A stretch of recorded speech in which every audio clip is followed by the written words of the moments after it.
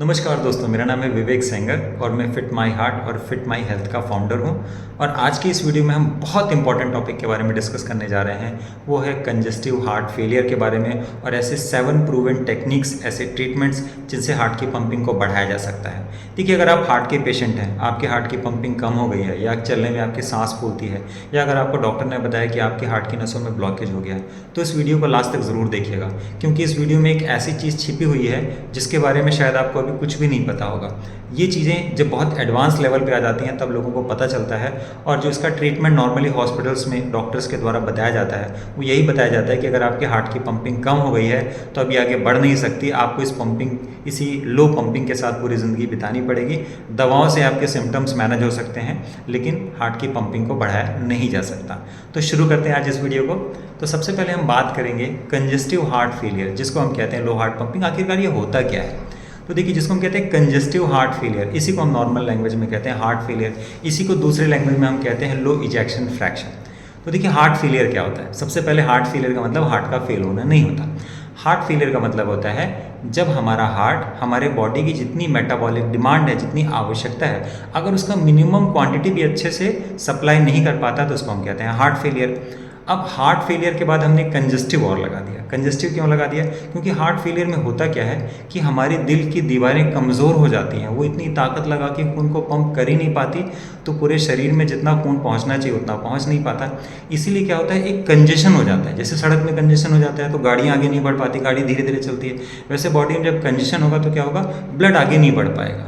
तो क्या होगा, हो सकता है कहीं पे स्वेलिंग हो जाए। और इसके जो अलग अलग सिम्टम्स होते हैं, जो सबसे कॉमनली लोगों को दिखता है कि कई बार पैरों में स्वेलिंग हो जाती है, कई बार सांस फूलने लगती है, चेहरे पे स्वेलिंग आ जाती है, कई बार आपके लेफ्ट ये जो हमारी वेन होती है यहाँ पर स्वेलिंग आ जाती है। तो इस तरह के सिम्टम्स नॉर्मली जब दिखते हैं ना, तो यहाँ से बड़ी आसानी से आइडेंटिफाई होता है कि यार ये पेशेंट जो है हार्ट फेलियर का पेशेंट है। अब हार्ट के पेशेंट्स को नॉर्मली जो एक चीज़ पता होती है ना, वो पता होती है कि ब्लॉकेज, कि हाँ जी मेरे हार्ट में ब्लॉकेज हो गया है, मेरे को 90% ब्लॉकेज हो गया है, 100% ब्लॉकेज हो गया है, 70%, 80% ब्लॉकेज हो गया है, और ब्लॉकेज की वजह से मुझे एंजियोप्लास्टी करानी पड़ेगी, बाईपास करानी पड़ेगी, डॉक्टर ने बोला ये ट्रीटमेंट करना है, वो ट्रीटमेंट करना है। बट वाकई क्या ये सही तरीका है? एक्चुअल में उसी टाइम पे उस पेशेंट के साथ एक और चीज़ पल रही होती है जिसका उसे पता नहीं होता है, वो होती है लो हार्ट पंपिंग, जिसे हम नॉर्मली कहते हैं लो इजेक्शन फ्रैक्शन। तो देखिए, हार्ट पंपिंग या जिसको हमने हार्ट फेलियर कहा और जिसको हम इजेक्शन फ्रैक्शन कहते हैं, एक बार हम इसको फिर से समझ लेते हैं। हार्ट पंपिंग आपको समझ में आ गया होगा, हार्ट का काम है पूरे बॉडी में ब्लड को पंप करना। बेसिकली लो हार्ट पंपिंग का मतलब क्या होता है? लो हार्ट पंपिंग का मतलब ये होता है कि हमारा हार्ट जब पहले से कम काम करने लगता है। नॉर्मली हमारा हार्ट 1 मिनट में 5 लीटर से 6 लीटर ब्लड की सप्लाई करता है, लेकिन जब ये पहले से कम ब्लड की सप्लाई करने लगता है उसे हम कहते हैं लो हार्ट पंपिंग। उसी को हम लो इजेक्शन फ्रैक्शन भी कहते हैं। देखिए, इजेक्शन फ्रैक्शन क्या होता है? जब हमारा हार्ट खून को प्योर करके पूरी बॉडी में पंप करता है, जो कि एक हेल्दी आदमी का हार्ट लगभग 5 से 6 लीटर खून 1 मिनट के अंदर पंप करता है। तो लो इजेक्शन फ्रैक्शन का मतलब ये होता है कि जब वो 5 से 6 लीटर से कम ब्लड पंप करने लगता है उसको हम कहते हैं लो हार्ट पंपिंग। और इजेक्शन फ्रैक्शन का मतलब ये होता है कि जो हमारे लेफ्ट वेंट्रिकल में जितना ब्लड इकट्ठा होता है, नॉर्मली अगर हम एक हेल्दी आदमी की बात करें तो लगभग 120-130 ml ब्लड इकट्ठा होता है, और इसका जितने फ्रैक्शन वो पूरे बॉडी में पंप कर देता है उसी को हम इजेक्शन फ्रैक्शन कहते हैं। जैसे अगर मान लीजिए किसी के ब्लड की पंपिंग अगर 60% है, तो अगर वो ब्लड इकट्ठा हो रहा है हमारे लेफ्ट वेंट्रिकल में 120 ml, और अगर हमारे हार्ट ने उसका 60% मतलब 72 ml अगर पंप कर दिया तो हमारी पंपिंग 60% हो गई, राइट। इसके अलावा अगर हम बात करें तो हमारा जो लेफ्ट वेंट्रिकल है इसमें 120 ml तक ब्लड इकट्ठा होता है, इसमें करीब 70 से 80 ml ब्लड इकट्ठा होने की जगह भी और भी होती है, राइट। तो अब क्या होता है कि अगर किसी कारण से ये पंपिंग कम हो जाए तो उसी को हम कहते हैं हार्ट फेलियर। उसी में हमारा जो इजेक्शन फ्रैक्शन है वो कम हो जाता है। तो जब हमारे हार्ट की पंपिंग लगभग 45% या 40% से कम हो जाती है उसी को हम कहते हैं लो इजेक्शन फ्रैक्शन, या उसी को हम कहते हैं हार्ट फेलियर। तो देखिए दोस्तों, अब हम बात करेंगे कि ये हार्ट फेलियर इतना डेंजरस क्यों होता है। देखिए, पहली बात तो हार्ट फेलियर के बारे में लोगों को बहुत ज़्यादा जानकारी होती नहीं है। क्यों? क्योंकि हार्ट फेलियर एक प्रोग्रेसिव डिसऑर्डर है, और समय के साथ में अगर किसी के हार्ट की पंपिंग कम हो गई है तो ये पंपिंग और कम होती जाती है, और जो इसका ट्रीटमेंट है, जो कन्वेंशनल ट्रीटमेंट है जिसकी हम बात करें, वो केवल दवाएं होती हैं, और थोड़ा हम लाइफस्टाइल से अपने कंजेस्टिव हार्ट फेलियर को मैनेज कर सकते हैं। तो देखिए बेसिकली हार्ट फेलियर में हमारे, अगर हम हार्ट की पूरी जो काम करने की जो उसकी मैकेनिज्म ऑफ एक्शन है, अगर हम उस पर बात करें तो हार्ट हमारा किस चीज़ पे काम करता है? हमारा हार्ट काम करता है प्री लोड पे। प्री लोड क्या होता है? हमारे लेफ्ट वेंट्रिकल में जो हमारा बायां चैम्बर है, वेंट्रिकल है, उसमें जितना खून इकट्ठा हो जाता है प्योर होने के बाद, अब वो पूरे ब्लड के वॉल्यूम को हमारी दिल की दीवार को पंप करना होता है, पूरी बॉडी में ताकत लगा के पंप करना होता है। तो जितना ज़्यादा उसमें ब्लड इकट्ठा होगा उतनी ज़्यादा मेहनत करनी पड़ेगी दीवार को। अब अगर दीवार कमज़ोर हो गई है तो वो ताकत लगा के कैसे खून को बाहर निकाल पाएगी? तो जितना ब्लड इकट्ठा हो जाता है उसको हम कहते हैं प्री लोड। तो मतलब हार्ट को काम किसके अगेंस्ट करना है? प्री लोड के अगेंस्ट काम करना है। और जब ये पूरी बॉडी में ब्लड को पंप करेगा तो कहाँ पंप करेगा? पूरे बॉडी में। पूरे बॉडी में क्या है? लाखों की तादाद में बहुत सारी ब्लड वेसल्स बनी हुई हैं। तो अगेंस्ट किसके काम करना है? जो हमारा वेस्कुलर सिस्टम है, जो हमारी वेसल्स बनी है, आर्टरीज बनी है, उसके अगेंस्ट उसको प्रेशर लगा करके पूरी बॉडी में उसको पंप करना है। तो प्री लोड जिसके ऊपर उसको काम करना है और अगेंस्ट द आफ्टर लोड। तो जो हमारी पूरी वेस्कुलर सिस्टम है वो कहलाता है आफ्टर लोड, और जो हमारे लेफ्ट वेंट्रिकल में ब्लड भरा हुआ है उसको हम कहते हैं प्री लोड। तो क्या होता है कि अब ये जो ट्रीटमेंट मेथड है ना, तो डेंजरस क्यों होता है? क्योंकि हार्ट कमज़ोर हो चुका है। जितना ज़्यादा ब्लड का वॉल्यूम इकट्ठा होगा, पहली बात तो दीवार को बहुत मेहनत करनी पड़ेगी, और पूरे बॉडी का जो वेस्कुलर रेजिस्टेंस है, जो वेसल्स हैं, वो तो पहले ही जितना था उतना ही है, राइट। इसके अलावा अगर हमारी लाइफस्टाइल बड़ी सेडेंटरी है, हम ज़्यादा चलते फिरते नहीं हैं, राइट। इसके अलावा किसी को अगर ऑलरेडी एथेरोस्क्लेरोसिस है, किसी को ऑलरेडी ब्लड प्रेशर है, तो हमारी ब्लड वेसल्स में रेजिस्टेंस पहले से ही बहुत ज़्यादा है, तो हार्ट को और ज़्यादा मेहनत करनी पड़ेगी। तो इसलिए क्या होता है, जब लगातार हार्ट को इस तरह से काम करना पड़ता है तो क्या होता है, हमारा दिल और कमज़ोर होता जाता है। इसीलिए हम कहते हैं कि हार्ट फेलियर एक बहुत ही डेंजरस कंडीशन है, और अगर इसको ट्रीट नहीं किया जाए तो समय के साथ में हमारे हार्ट की पंपिंग और कम होती जाती है। थोड़ा सा यहाँ पे मैं एक इंपॉर्टेंट चीज़ बता दूँ, हार्ट फेलियर की जो स्टैटिस्टिक्स है ना, वो बहुत ही डराने वाली हैं, लेकिन लोगों को इसके बारे में पता नहीं होता। अगर मैं बात करूँ तो जो क्लास 1 और क्लास 2 हार्ट फेलियर के पेशेंट होते हैं, उसमें जो 5 ईयर्स की एक्सपेक्टेंसी होती है वो लगभग 5 से 6 साल होती है। मतलब आप ऐसा समझिए कि अगर किसी को क्लास 1 या क्लास 2 हार्ट फेलियर है, मतलब अगर आपके हार्ट की पंपिंग लगभग 45% से लेकर के लगभग 30% की रेंज में है, तो आप ये सोचिए करीब 50% लोग ही ऐसे हैं जो लगभग 5 साल जी पाते हैं। इसके बाद जब हम क्लास 3 और क्लास 4 हार्ट फेलियर की बात करते हैं, मतलब पंपिंग लगभग आपकी 30-35 से लेकर के अगर लगभग 20% की रेंज तक अगर आपकी पंपिंग हो जाती है, तो जो लाइफ 5 ईयर्स एक्सपेक्टेंसी होती है वो लगभग 5 ईयर्स जो लाइफ एक्सपेक्टेंसी होती है, आप ये समझिए कि करीब 70% पेशेंट या 80% पेशेंट ऐसे हैं जो 5 साल पूरे नहीं कर पाते। मतलब अगर आपकी पंपिंग 35 या 30 से नीचे जा रही है तो आप समझ सकते हैं कि 5 साल में इंसान ज़िंदा नहीं रह पाएगा। मतलब 10 में से कम 7 से 8 लोग ऐसे होंगे जो ज़िंदा नहीं रह पाएंगे। ये बहुत डराने वाली चीज़ है, लेकिन जानना इसलिए ज़रूरी है क्योंकि इसके बाद मैं आपको सोल्यूशन के बारे में बताऊंगा कि हार्ट की पंपिंग को बढ़ाने के लिए प्रूवन ट्रीटमेंट एंड टेक्निक्स क्या हैं। इसके बाद जो सीवियर और जो बहुत ही एडवांस जो हार्ट फेलियर की कंडीशन है, जिसमें कि नॉर्मली पंपिंग 15 से 20% रह जाती है, उसमें जो पेशेंट्स की जो लाइफ एक्सपेक्टेंसी है वो लगभग 1 से 2 साल रहती है। मतलब अगर किसी की पंपिंग 15 से 20% हो गई है तो वो 1 से 2 साल से ज़्यादा जिंदा नहीं रह पाएगा, या तो वो हार्ट ट्रांसप्लांट कराए, otherwise he should be ready to die. ये चीज़ें ना जानना बहुत ज़रूरी है। देखिए अब हम इस वीडियो में बात करेंगे कि जो कारण है कंजस्टिव हार्ट फेलियर का, क्योंकि ब्लॉकेज के बारे में तो सबने सुना है, लेकिन हम हार्ट फेलियर के कारण के बारे में हमको बहुत ज़्यादा पता नहीं होता है।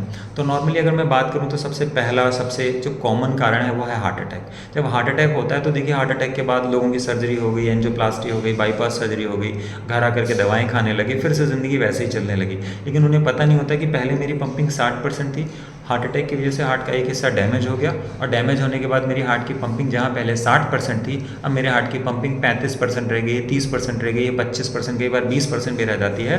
और डिपेंड करता है कि किसको कितना बड़ा हार्ट अटैक हुआ है, ये मेजर हार्ट अटैक है कि माइनर हार्ट अटैक है, कि किस आर्टरी में हार्ट अटैक हुआ है, कि राइट साइड में हार्ट अटैक हुआ, कि लेफ्ट साइड में हार्ट अटैक हुआ है। इन सारे के सारे पैरामीटर्स पे ये सब चीज़ें डिपेंड करती हैं।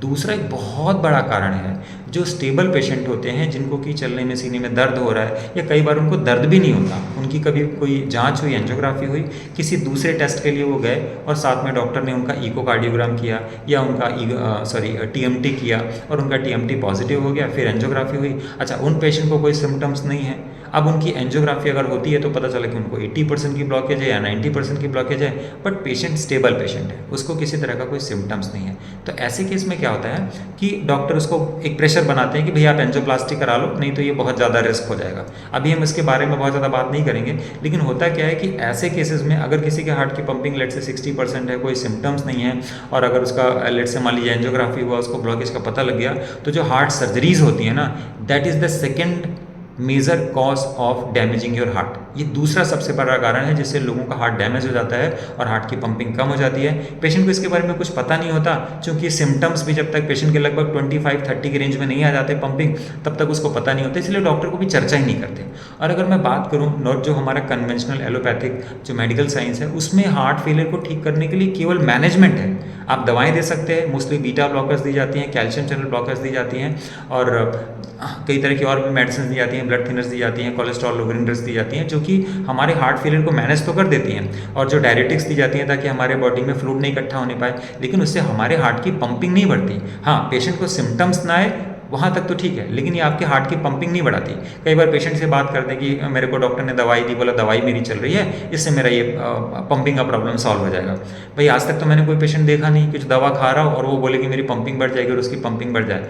एक चीज़ का ज़रूर फर्क पड़ता है कि जब आपकी पंपिंग चेक की गई इकोकार्डियोग्राम के थ्रू, तो उस टाइम पे पेशेंट अगर हॉस्पिटलाइज था और पेशेंट को लेट से कोई अटैक आया, उस समय हार्ट की मसल्स ऑलरेडी अच्छे से उसका मूवमेंट नहीं था, जो उसकी काइनेटिक मूवमेंट है बड़ी लो थी, तो उस टाइम पे ऑलरेडी उसका इजेक्शन भी कम था। अब उसकी अगर मान लीजिए पंपिंग अगर मान लेते हैं 20-25% आ रही है, तो जब वो पेशेंट ठीक होकर के घर जाएगा, थोड़ा चलना फिरना चालू करेगा, तो 5-7%, 10% तो उसकी पंपिंग बढ़ के ही आएगी। तो देखिए पंपिंग, कौन सी पंपिंग मेजर करनी चाहिए, वो पंपिंग हमें माननी चाहिए हमारे हार्ट की जब हम हॉस्पिटलाइज होकर के किसी इमरजेंसी सिचुएशन में हमारी इकोकार्डियोग्राम होती है। वो पंपिंग हमारी एक्चुअल पंपिंग नहीं होती, बल्कि जब हम घर आ चुके होते हैं, हम एकदम ठीक हो जाते हैं, 2 महीने 3 महीने बीत जाते हैं, हम स्टेबल कंडीशन में होते हैं, तब जो हमारा इकोकार्डियोग्राम होता है उसमें जो पंपिंग हमको दिखाई देती है ना, वो हमारी एक्चुअल में पंपिंग होती है, राइट। तो ये मैंने कुछ स्टैटिस्टिक्स आपको बताई है पंपिंग के बारे में।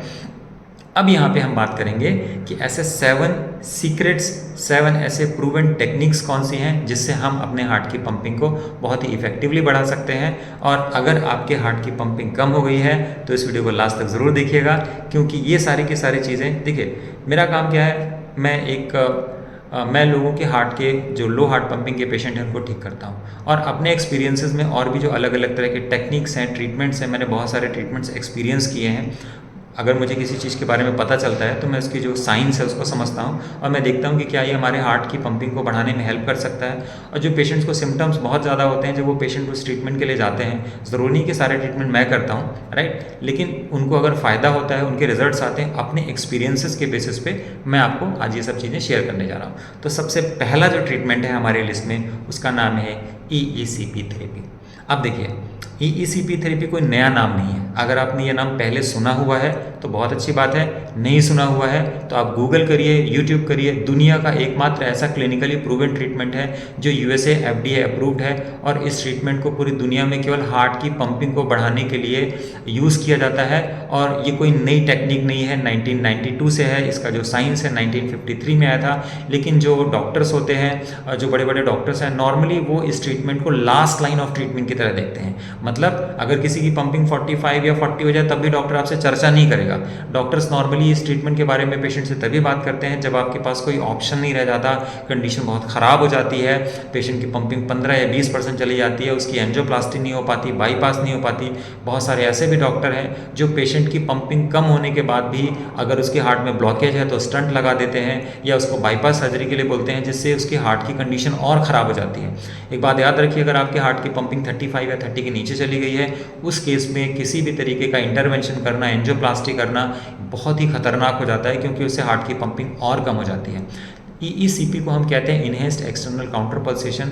ये एक ऐसा ट्रीटमेंट है जिसमें 1-1 घंटे तक पेशेंट को, एक मशीन है जिसे हम EECP मशीन कहते हैं, इसमें क्या होता है, पैरों में हमारे एक जैकेट्स लगा दिए जाते हैं, जिसमें 3 तरह के जैकेट्स होते हैं। सबसे पहले हमारा जो सबसे नीचे का जैकेट है उसको हम कहते हैं, वो हमारे लोअर काफ्स में लगा दिया जाता है, दूसरा हमारी थाइज में, और तीसरा हमारे बटक्स में। और जो ECG होता है पेशेंट का, वो EECP मशीन को दिया जाता है। ईईसीपी मशीन ईसीजी को जब रीड करती है तो उसे पता होता है कि किस टाइम पे हमारा हार्ट कॉन्ट्रैक्शन कर रहा है और किस टाइम पे हमारा हार्ट रिलैक्स कर रहा है। जो कॉन्ट्रैक्शन फेज होता है, जब पूरी बॉडी में ब्लड जाता है तो हमारे पैरों में जो जैकेट्स लगे होते हैं, जो मशीन के कंप्रेसर से कनेक्टेड होते हैं, इनमें हवा निकल जाती है। ताकि क्या होता है, हवा निकलने का मतलब ये होता है कि पूरे बॉडी का जो ब्लड है पूरी बॉडी के ब्लड वेसल्स में आसानी से चला जाता है।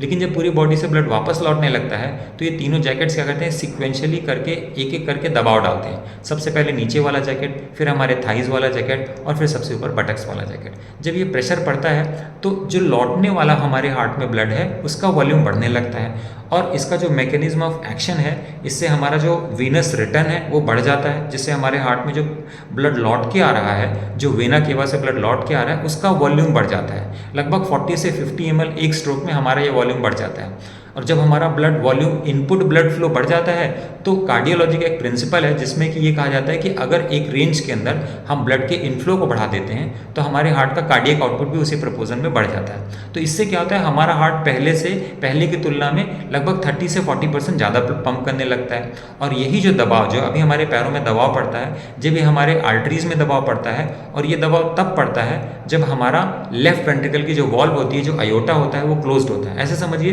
कि हार्ट ने ब्लड को पंप किया, ये वॉल्व खुल गई। अब ये जो वॉल्व है, अयोटा है, ये क्लोज्ड है। अब पूरी बॉडी से ब्लड वापस आ रहा है लेकिन ये वॉल्व तो क्लोज है। अब क्या होगा, ये ब्लड वापस अंदर चैम्बर में तो जाएगा नहीं, और ठीक इसी वॉल्व के थोड़े ऊपरी हिस्से से क्या होती है, कोरोनरी आर्टरीज शुरू होती हैं। तो ये जो हमारा काउंटर पल्सेशन, ये जो हमारा काउंटर डायरेक्शन में ब्लड का जो प्रेशर क्रिएट होता है, उसकी वजह से कोरोनरी आर्टरीज के अंदर ब्लड का परफ्यूजन बढ़ जाता है। और यही वो साइंस है जिसकी वजह से हमारे हार्ट के अंदर हजारों लाखों की तादाद में जो पहले से ट्यूब्स बनी हुई है, जो एक्टिव स्टेट में नहीं है, वो एक्टिव होने लगती है, उनमें ब्लड का फ्लो होने लगता है।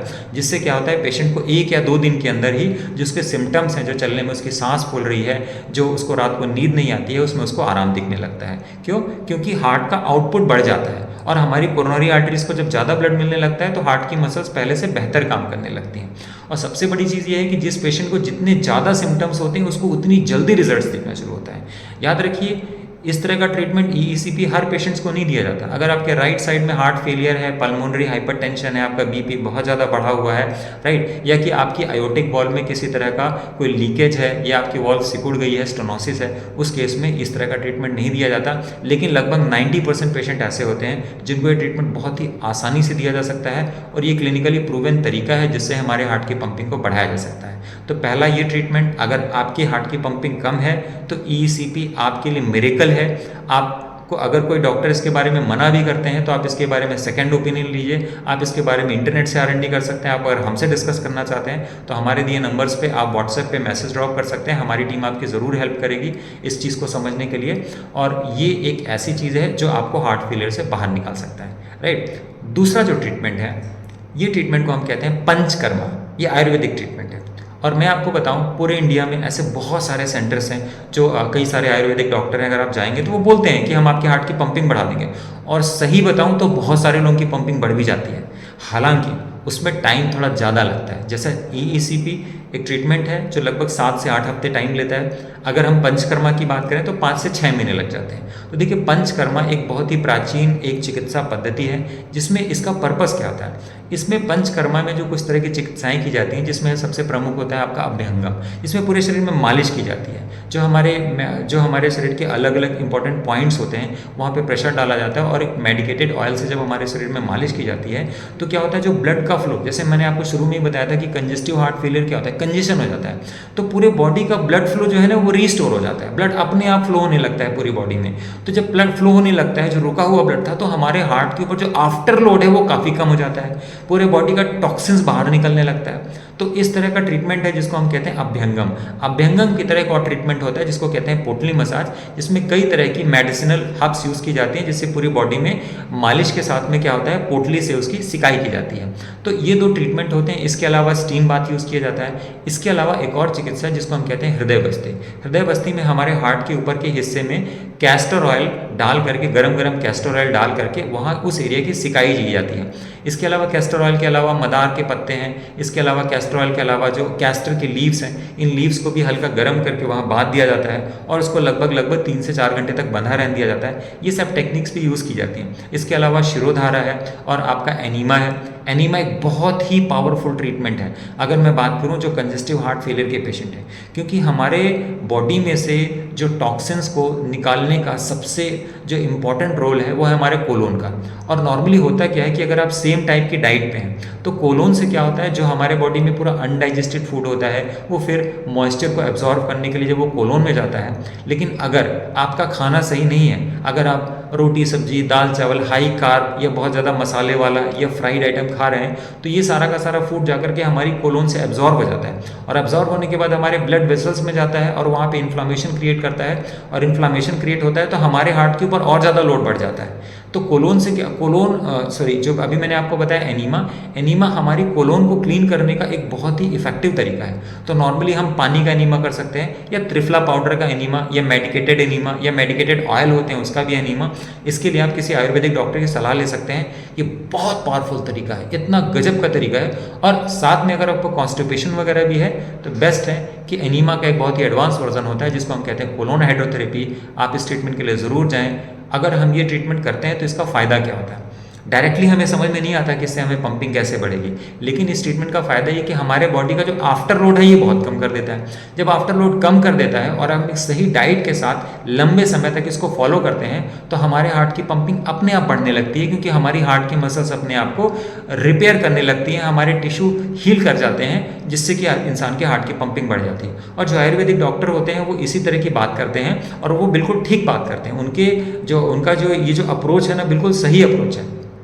तो ये ट्रीटमेंट थोड़ा टाइम लेता है। अगर आप अभ्यंगम कर रहे हैं तो कोशिश कीजिए कि शुरू में आप लगभग 8-10 दिन लगातार करें। इसके बाद आप हफ्ते में 1 या 2 सेशन जरूर कराएं। और अगर आप 5 से 6 महीने तक लगातार आप इसको रिपीट करते रहते हैं तो इसका फ़ायदा ये होता है कि कॉन्स्टेंटली आपके हार्ट के ऊपर से आफ्टर लोड कम हो जाता है। जब आफ्टर लोड कम होगा तो आपके हार्ट की पंपिंग नेचुरली धीरे धीरे बढ़ती जाएगी। साथ में आपका डाइट एक बैलेंस डाइट होना चाहिए जिसमें कि healthy protein, healthy fibres, healthy carbohydrate और साथ में कुछ हेल्दी फैट्स होने ज़रूरी हैं। क्योंकि अगर आपके हार्ट की हेल्थ को अच्छा करना है तो जो हमें मोनोअनसैचुरेटेड फैट है, जैसे कि आपका ओमेगा 3 या ओमेगा 6 है, तो अगर ये सफिशिएंट क्वांटिटी में मिलेगा तो हमारे हार्ट की मसल्स बहुत तेज़ी से हील करती हैं। तो ये बड़ी इंपॉर्टेंट चीज़ मैंने आपको डिस्कस करी कि कैसे पंचकर्मा ट्रीटमेंट आपके हार्ट की पंपिंग को इम्प्रूव कर सकता है। इसके अलावा हम तीसरे ट्रीटमेंट के बारे में बात करेंगे, ये है नेचुरोपैथी एंड क्वांटम हीलिंग के ट्रीटमेंट्स। तो सबसे पहले समझिए नेचुरोपैथी जो मैंने ट्रीटमेंट का नाम लिया, इसका भी जो मैकेनिज्म ऑफ एक्शन है वो कुछ वैसा ही काम करता है जैसे आयुर्वेदिक ट्रीटमेंट। ये बॉडी का जो हमारे जो आफ्टर लोड है उसको बहुत कम कर देता है। अब इसका फ़ायदा ये है कि बहुत सस्ता ट्रीटमेंट है। इसके लिए आपको किसी ना तो आयुर्वेदिक तेल लाने की ज़रूरत है, ना तो किसी एक्सपर्टीज़ की ज़रूरत है। अगर आपके घर में एक इंसान है जो आपके साथ 1 या 2 घंटे बिता सकते हैं तो ये आपके लिए मोर देन सफिशिएंट है। अब नेचुरोपैथी ट्रीटमेंट में क्या क्या होता है, देखिए नेचुरोपैथी ट्रीटमेंट को अगर अच्छे से करना है तो उसके साथ में एक बहुत अच्छी डाइट लेना बहुत ज़रूरी है, क्योंकि नेचुरोपैथी ट्रीटमेंट भी हमारे बॉडी के जो हमारे हार्ट का आफ्टर लोड है उसको कम कर देगा। अब यहाँ पे होता क्या है, एक तो सबसे अच्छा ट्रीटमेंट मैं इसमें बताऊँ वो है HCC, hot and cold compress. इसमें गर्म ठंडी तौलिया की बार बार सिकाई की जाती है खाना खाने के बाद, क्योंकि हमारा हार्ट का जो काम होता है ना, तो खाना खाने के बाद लगभग 60 से 70% ब्लड सप्लाई यूज़ होने लगती है केवल खाने को पचाने के लिए। अब HCC से क्या होता है कि ग्रेडियंट क्रिएट हो जाता है, और जब ग्रेडियंट क्रिएट हो जाता है तो जो काम हमारे स्मॉल इंटेस्टाइन को, हमारे स्टमक को और हमारे कोलोन को करने में लगने में लगभग 2 या 2.5 घंटे लग जाते, वो सारा का सारा काम कितनी देर में हो जाता है, मुश्किल से 15 से 20 मिनट में। तो क्या होता है ना, हमारे हार्ट को उतनी कम मेहनत करनी पड़ती है, और क्या होता है हार्ट के ऊपर लोड नहीं पड़ता और वो अपने आप को हील करने लगता है। दूसरा क्या होता है, काफ मसाज। काफ मसाज मतलब हमारी जो पेंडलियाँ होती हैं उसमें सरसों का तेल लगा के 3 से 4 बार आप उसकी मसाज करिए। एक और ट्रीटमेंट है जिसकी मैं बात बता रहा हूँ वो है कटी स्नान, स्पाइनल बाथ। उसमें क्या है कि आप स्पाइनल बाथ जो टब होता है उसमें लेट जाएं और एक हल्का सा कपड़ा लेकर के अपने स्पाइन के ऊपर उसको थोड़ा सहलाते रहें और लगभग 40 मिनट तक 40 से 42 डिग्री के पानी में रहें। तो देखिए इससे फ़ायदा क्या होता है, इससे तो फ़ायदा ये होता है कि स्पाइनल बाथ में हमारा जो पैर का हिस्सा है वो बाहर है, पेट हमारा मोटा मोटी जो है और हमारी जो रीढ़ की हड्डी है वो गर्म पानी के अंदर है, और जो हमारा सर है वो भी बाहर है। तो एक तो टेम्परेचर ग्रेडियंट बन गया, ऊपर का टेम्परेचर ठंडा, फिर पेट का गर्म, फिर नीचे का ठंडा। तो ग्रेडियंट में क्या होता है, ब्लड फ्लो अपने आप होने लगता है, और ये चीज़ करनी सबसे अच्छी होती है हमें खाना खाने के बाद। तो ये भी क्या करता है, हमें ब्लड के आफ्टर लोड को कम करने में हमें बहुत ज़्यादा हेल्प करता है, राइट। तो इसके अलावा जो और भी कई तरह के ट्रीटमेंट हैं, जैसे इंफ्रारेड रेज होती हैं, वो अगर हम रेडिएट करते हैं तो पूरे बॉडी में उससे हल्की हल्की सिकाई कर देते हैं, तो वो भी क्या होता है, हमारे सारे के सारे टिश्यूज़ को सॉफ्ट कर देती है, हमारा जो वेसो डायलेशन हो जाता है उससे बहुत फ़ायदा होता है। इसके अलावा जो नेचुरोपैथी की ट्रीटमेंट है उसमें एक बहुत अच्छा ट्रीटमेंट है जिसको हम कहते हैं ड्राई फ्रिक्शन। अब देखिए ड्राई फ्रिक्शन क्या है। जैसे मैंने अभी आपको बताया पंचकर्मा में हम अभ्यंगम करते हैं, वैसे ही क्या होता है ड्राई फ्रिक्शन में एक छोटी सी तौलिया लेके जिसकी सरफेस रफ होती है पूरे बॉडी में हल्के हल्के से घिसते जाते हैं। इसका जो सिंपल मैकेनिज्म ऑफ एक्शन है वो है वेसोडाइलेशन, ब्लड वेसल्स को चौड़ा कर देना ताकि ब्लड आसानी से फ्लो हो सके, पहली चीज़। दूसरा फायदा क्या होता है कि ड्राई फ्रिक्शन करने से एक पुश मिलता है अब पूरे हार्ट, क्योंकि कंजेस्टिव हार्ट फेलियर के केस में क्या होता है ब्लड को फ्लो कराना ही सबसे ज़रूरी काम है, तो ब्लड अपने आप फ्लो करने लगता है, तो आफ्टर लोड कम हो जाता है। इसके लिए ना कोई बहुत ज़्यादा सीखने की ज़रूरत है, कोई भी इंसान आपके फैमिली में हो या नेबर में हो या कोई रिलेशन में हो, अगर एक हार्ट फेलियर का पेशेंट है, अब पंपिंग नॉर्मली 35 या 30 के नीचे जा रही है और अगर किसी की पंपिंग 15 या 20 मिनट्स की रेंज में 15 या 20% की रेंज में रह गई है, तो उस पेशेंट के लिए तो बेस्ट है कि आप ड्राई फ्रिक्शन तो घर पे कर सकते हो, ये ट्रीटमेंट ज़रूर ट्राई करें। इसके बाद जो चौथा ट्रीटमेंट है जिसके बारे में मैं आपसे बात करूंगा उसका नाम है ESMR ट्रीटमेंट। ESMR कोई ये एक तरह का नया ट्रीटमेंट है और इस ट्रीटमेंट को यूज़ किया जाता है। इसके जो अभी जो अगर मैं रिसर्च की बात करूं तो बहुत अभी इसमें बहुत सारे रिसर्च होनी बाकी है। और ESMR का मतलब होता है extracorporeal shock wave myocardial revascularization. तो ये एक ऐसी टेक्निक है जिसमें एक मशीन यूज़ की जाती है जिसमें कि शॉक वेव्स का यूज़ किया जाता है और ये शॉक वेव्स हमारे हार्ट का जो डैमेज टिश्यूज़ हैं उसके ऊपर जब ये शॉक वेव्स का रेडिएशन डाला जाता है तो हमारे जो मायोकार्डियम जो हमारे हार्ट के टिश्यूज़ हैं जो हाइबरनेटेड हैं, जो मतलब या तो डेड होने वाले हैं या तो बीमार हैं या तो अच्छे से काम नहीं कर रहे हैं, उन टिश्यूज़ की रिपेयरिंग शुरू हो जाती है और जो हमारे ब्लड वेसल्स जो हमारे हार्ट की मसल्स के अंदर बहुत सारे ब्लड वेसल्स बनी हैं जो एक्टिव स्टेट में नहीं है वो काम करने लगती हैं। एग्जैक्टली वही चीज़ जो EECP के थ्रू होता है। तो इस ट्रीटमेंट का यूज़ किया जाता है नॉर्मली हार्ट की पंपिंग को बढ़ाने के लिए। अब एक चीज़ समझने वाली बात है कि पहली बात तो ये जो ESMR का रेडिएशन होता है बहुत ही सेफ रेडिएशन होता है, इसमें कोई ऐसा आयनिक रेडिएशन नहीं है जो हमारे बॉडी को जाकर के डैमेज करे। दूसरी चीज़ अगर मैं बात करूँ तो इस ट्रीटमेंट में लगभग 3 से लेकर 9 हफ्ते तक का टाइम लगता है और ये ट्रीटमेंट रोज़ नहीं दिया जाता, अल्टरनेट डेज पे दिया जाता है और पर सेशन लगभग इसका 30 से लेकर 45 मिनट्स तक होता है। अभी भी ये ट्रीटमेंट उतनी पॉपुलैरिटी गेन नहीं कर पाया है जैसे कि हमारा EECP ट्रीटमेंट है, क्योंकि EECP क्या है कॉस्ट इफेक्टिव है, ESMR से काफ़ी सस्ता है क्योंकि EECP की मशीनें भी उससे ज़्यादा सस्ती हैं, ज़्यादा सेफ है और इसको ज़्यादातर पेशेंट्स टॉलरेट कर सकते हैं। ये पूरी तरह से नॉन इन्वेसिव ट्रीटमेंट है, किसी तरह का कोई रिस्क नहीं होता। हाँ, इस तरह का ट्रीटमेंट उन पेशेंट्स के लिए ज़रूर यूज़ किया जा सकता है जो पेशेंट्स EECP के लिए भी फिट नहीं होते, जैसे जिनका राइट साइड हार्ट फेलियर है, जिनको पल्मोनरी हाइपरटेंशन है, जिनको कोई एरोटिक वॉल्व इनिशिफिशियंसी है, चाहे वो स्टेनोसिस हो चाहे वो रिगर्जिटेशन हो, ऐसे पेशेंट्स के लिए इस तरह का ट्रीटमेंट बिल्कुल यूज़ किया जा सकता है। लेकिन अभी भी ये जो ट्रीटमेंट है बहुत ज़्यादा रिसर्च स्टेट में है और पूरे इंडिया की अगर मैं बात करूँ तो बहुत ही कम प्लेसेस हैं जहाँ पे इस तरह का ट्रीटमेंट अवेलेबल है। फिर भी अगर आपको EECP और ESMR अगर आप दोनों चीज़ों के लिए एलिजिबल हैं तो पर्सनली मेरा ओपिनियन है कि आप EECP जैसे ट्रीटमेंट को चूज़ करें, वो आपके लिए ज़्यादा अच्छा रिजल्ट ओरिएंटेड होगा और वो आपकी हार्ट की पंपिंग को बढ़ाने में हेल्प करेगा। हमारी लिस्ट में जो अगला ट्रीटमेंट है वो है हाइड्रोजन थेरेपी और ये हमारी लिस्ट में 5वां ट्रीटमेंट है। देखिए हाइड्रोजन थेरेपी के बारे में मैं आज आपसे डिस्कस इसलिए कर रहा हूँ क्योंकि पिछले करीब 6 महीने की अगर मैं बात करूँ तो क्योंकि हम लोग जब ट्रीट करते हैं तो हमारे पास अक्सर ऐसे पेशेंट्स आ जाते हैं जो राइट साइड हार्ट फेलियर के पेशेंट होते हैं। अब राइट साइड हार्ट फेलियर के पेशेंट्स को हम EECP ट्रीटमेंट नहीं दे सकते क्योंकि उनको नॉर्मली पल्मोनरी हाइपरटेंशन होता है, अनस्टेबल होते हैं, तो अब उनके लिए कोई ऑप्शन तो बचता नहीं है। तो मैंने कुछ पेशेंट्स को हमारे एक मित्र हैं मिस्टर राजीव शेखर, उनके पास रिकमेंड किया क्योंकि वो कैंसर के, किडनी फेलियर के और बहुत ही जो एंड स्टेज के पेशेंट होते हैं उनको वो हाइड्रोजन थेरेपी से ठीक करते हैं और मैंने देखा था कि उनके पेशेंट्स के रिजल्ट बहुत अच्छे आते हैं, अनबिलीवेबल रिजल्ट्स आते हैं। तो जब ऐसे पेशेंट वहाँ गए, उन्होंने हाइड्रोजन थेरेपी लिया, जिनको हाइड्रोजन थेरेपी दिया गया इनहेल करने के लिए और उनको हाइड्रोजनेटेड वाटर भी दिया गया, तो ऐसे पेशेंट्स को गजब का सिम्टोमेटिक रिलीफ हुआ। मतलब जिनकी सांस फूलती थी, जिनके पैरों में स्वेलिंग थी, तो उनको बहुत ज़्यादा डायरेटिक्स भी नहीं लेनी पड़ी, उनको कोई बहुत ज़्यादा एक्स्ट्रा ट्रीटमेंट भी नहीं लेना पड़ा और केवल हाइड्रोजन गैस को इनहेल करने से और इस तरह का पानी पीने से उनके सिम्टम्स एकदम गायब हो गए और हफ्ते 10 दिन के अंदर वो अपने नॉर्मल रूटीन पे वापस चले गए और वो अपने काम में लग गए। ये मेरे लिए भी सरप्राइजिंग था।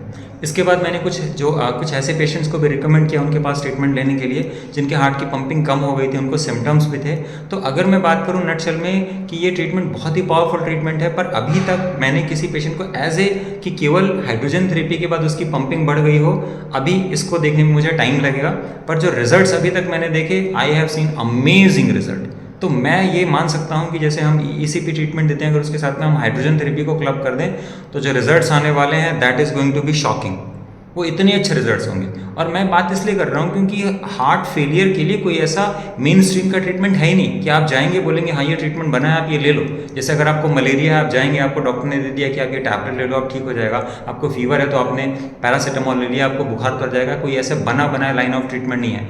जो भी ट्रीटमेंट्स हैं EECP को छोड़ करके सारे ट्रीटमेंट ऐसे हैं जो अलग अलग लेवल पे अलग अलग जगहों पे लोग करते हैं। इसके अलावा जो मैं इस वीडियो में डिस्कस करने जा रहा हूँ इसके अलावा भी और बहुत सारे ऐसे ट्रीटमेंट होंगे जिसके लिए यूज़ किए जाते हैं, लेकिन मुझे उसके बारे में उतनी जानकारी नहीं है। आज इस वीडियो में मैं डिस्कस कर रहा हूँ इन सब चीज़ों को मैंने एक्सपीरियंस किया है और मैंने लोगों को देखा है। तो बेसिकली हाइड्रोजन की अगर मैं बात करूँ तो हाइड्रोजन एक ऐसा मॉलिक्यूल है जो पीरियोडिक टेबल में क्या है, जिसका कि एटॉमिक नंबर 1 होता है। और अगर मैं एटॉमिक मास की बात करूं तो सबसे कम पूरे पीरियोडिक टेबल में हाइड्रोजन का ही एटॉमिक मास होता है।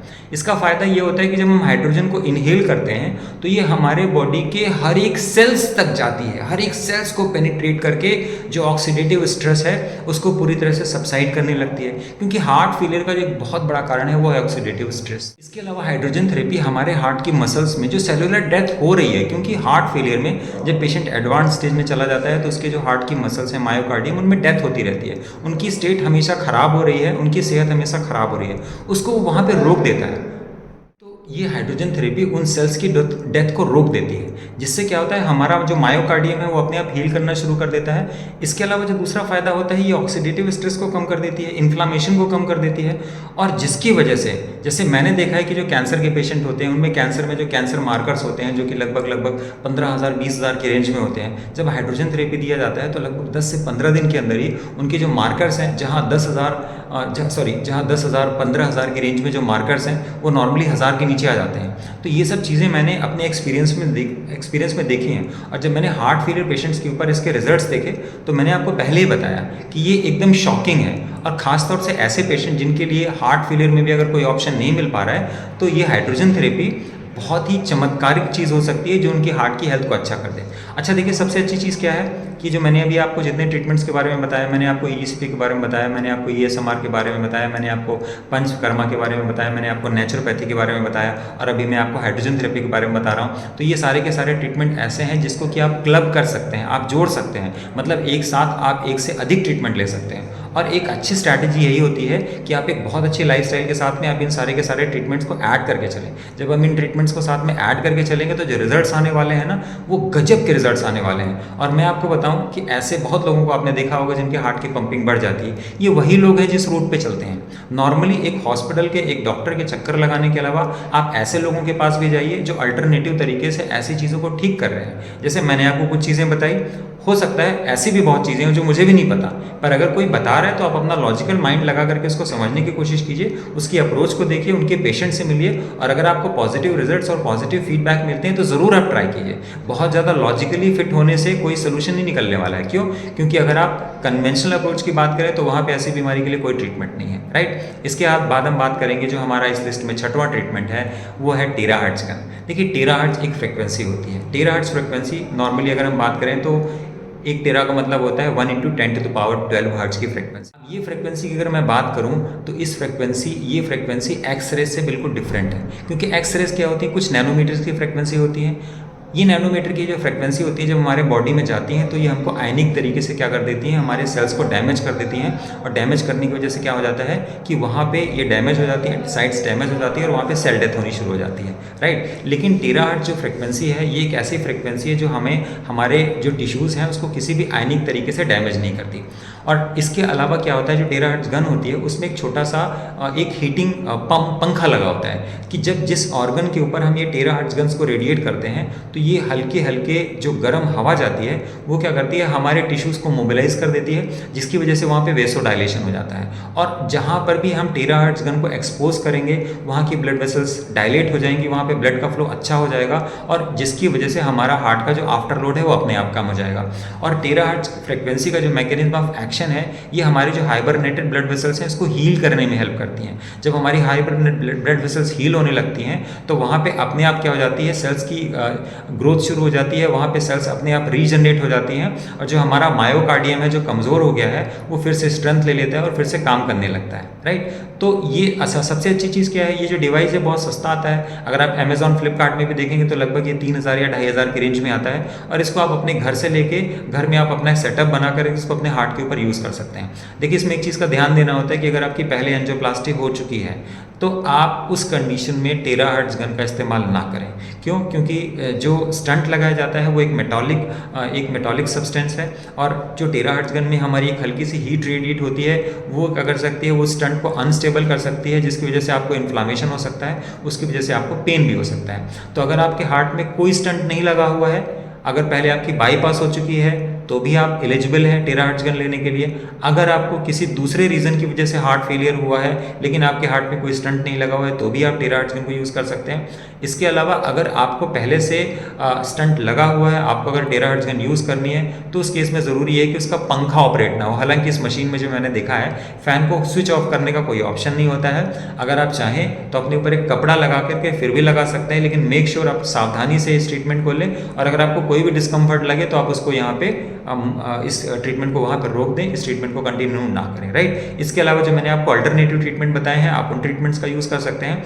बट टेराहर्ट्ज़ को डिस्कस करना इसलिए ज़रूरी था कि मैंने 2-3 पेशेंट्स को देखा है जो हार्ट फेलियर के पेशेंट थे, जब ट्रीटमेंट लेने के लिए गए उनकी पहले कोई स्टंट नहीं लगी थी और उनको बहुत फ़ायदा हुआ। तो बेसिकली हम ऑनलाइन जो हम ऑनलाइन प्रोग्राम कंडक्ट करते हैं हार्ट पेशेंट्स के लिए जो हार्ट फेलियर के पेशेंट होते हैं, तो उन पेशेंट्स को नॉर्मली हम जो मैंने आपको सारे ट्रीटमेंट्स के बारे में बताया, हम रिमोटली बैठ करके पेशेंट की कंडीशन के हिसाब से, उसकी हेल्थ के हिसाब से, हमारे डॉक्टर्स की टीम के सुपरविजन में हम इस तरह का ट्रीटमेंट रिकमेंड करते हैं कि आपके लिए कौन सा ट्रीटमेंट सही रहेगा। और मैंने कई सारे ऐसे पेशेंट देखे हैं जिनकी कंडीशन ख़राब हो गई, उनको जब ज़्यादा सिम्टम्स आने लगे तो उन्होंने टेराहर्ट्ज़ गन के थ्रू कई महीनों तक ये ट्रीटमेंट लिया और जिनकी कोई सर्जरी नहीं हुई थी तो नॉर्मली 5 से 7% पेशेंट्स का मैंने पंपिंग बढ़ते हुए देखा है। पर अगेन अगर मैं बात करूं तो ये सब चीज़ें बहुत ही अभी अर्ली स्टेज में हैं, इसमें बहुत सारे रिसर्च होनी बाकी है। हो सकता है फ्यूचर में हम ही इस तरह के रिसर्च को पब्लिश करें, क्योंकि हम इस तरह का जब प्रोग्राम कंडक्ट करते हैं तो हमारे प्रोग्राम में बहुत सारे पेशेंट आते हैं जो इनरोल होते हैं, इस चीज़ों को ट्राई करते हैं। तो लगभग अगर आप इस रास्ते पर चलेंगे तो भी आपको 5 से 6 महीने का टाइम तो लगेगा कुछ एक सिग्निफिकेंट रिजल्ट देखने के लिए। तो अगर मैं बात करूँ नटशेल में जो इस वीडियो में मैंने चीज़ें डिस्कस करी हैं हार्ट की पंपिंग को बढ़ाने के लिए, जो मैं तरीकों के बारे में बात कर रहा हूँ, तो मैंने आपको 6 तरीकों के बारे में बताया। अब मैं आपसे बताऊँगा 7वां तरीका जिससे हार्ट की पंपिंग को बढ़ाया जा सकता है। तो देखिए जो हमारा 7वां तरीका है वो है एक बहुत ही अच्छी लाइफस्टाइल, आपका डाइट और बहुत ही अच्छा वर्कआउट। क्योंकि जब आप अच्छा वर्कआउट करते हैं तो वर्कआउट करने की वजह से क्या होता है, आप रेगुलर वॉक कर रहे हैं, इसके साथ में अगर आप कार्डियो एक्सरसाइज करते हैं, वॉकिंग करते हैं, योगा करते हैं, प्राणायाम करते हैं और अगर आप एक अच्छी डाइट लेते हैं तो ये डाइट और ये जो पूरी एक्सरसाइज का कॉम्बिनेशन है ये आपकी बॉडी को एक्टिव रखता है, जिससे हमारे हार्ट के अंदर क्या होता है, वेसोडाइलेशन होता है। नाइट्रिक ऑक्साइड वैसे भी वेसोडाइलेशन में हमें हेल्प करता है, जिससे हमारी हार्ट की मसल्स धीरे धीरे हील करने लगती हैं। लेकिन अगर किसी को एडवांस हार्ट फेलियर की कंडीशन है तो आप अपने से डिसीजन लेने की बजाय आप हमसे कांटेक्ट करना चाहते हैं तो आप हमारे व्हाट्सएप नंबर पे हमसे कांटेक्ट कर सकते हैं। एक या एक से अधिक ट्रीटमेंट अगर आप चाहें तो जितने ट्रीटमेंट मैंने आपको बताया इन सारे ट्रीटमेंट्स को भी क्लब कर सकते हैं, क्योंकि हार्ट फेलियर एक बहुत ही खतरनाक कंडीशन है।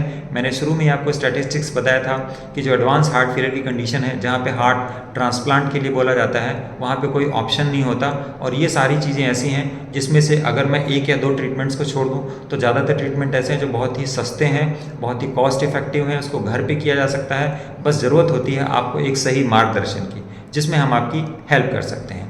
तो मुझे उम्मीद है कि आपको ये वीडियो अच्छा लगा होगा। अगर आप भी हार्ट फेलियर के पेशेंट हैं तो और आप हमसे डिस्कस करना चाहते हैं आप अपनी कंडीशन को लेकर के, तो आप हमें अपने रिपोर्ट्स भेज करके हमसे सेकंड ओपिनियन ले सकते हैं। व्हाट्सएप के थ्रू जो आप ओपिनियन लेंगे that is absolutely free of cost. आप हमसे फिजिकली कंसल्ट करना चाहते हैं, ऑनलाइन कंसल्ट करना चाहते हैं हमारी टीम के साथ में, हमारे डॉक्टर्स की टीम के साथ में, that is going to be a paid consultation. और प्लीज़ अगर आपको ये वीडियो अच्छा लगा हो, आपको इस वीडियो में कोई वैल्यू मिली हो तो प्लीज़ वीडियो को लाइक ज़रूर कीजिएगा और हमारे चैनल को सब्सक्राइब कीजिएगा। Thank you so much for watching this video. नमस्कार।